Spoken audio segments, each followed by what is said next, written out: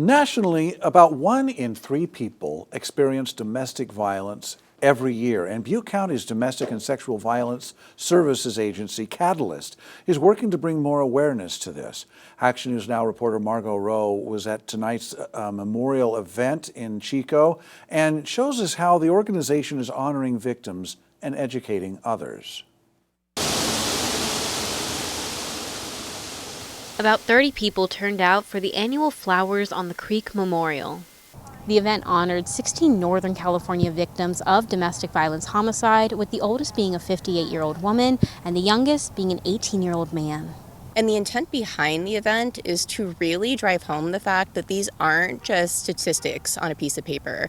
These aren't just names in a newspaper article. These are people who were a part of our community, who lived, who worked, who had family members and friends and hobbies, and who ultimately lost their lives to intimate partner violence. Catalyst prevention advocate Alyssa Cozine says abuse can come in many different forms and not just physical, but it can come in emotional, financial, sexual, or verbal abuse.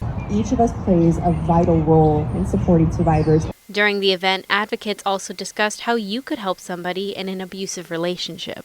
A great way to support people who are experiencing abuse is to believe them. Oftentimes people who are experiencing harm in relationships are told that nobody will ever believe them. So having a trusted person there to listen, to validate their story is incredibly important. We also talk about the importance of patience. On average, it takes about 7 attempts to leave an abusive relationship before somebody leaves for good. So it can be a process. This year marks the 37th anniversary of Domestic Violence Awareness Month across the U.S. In Chico, I'm Margot Rowe for Action News Now.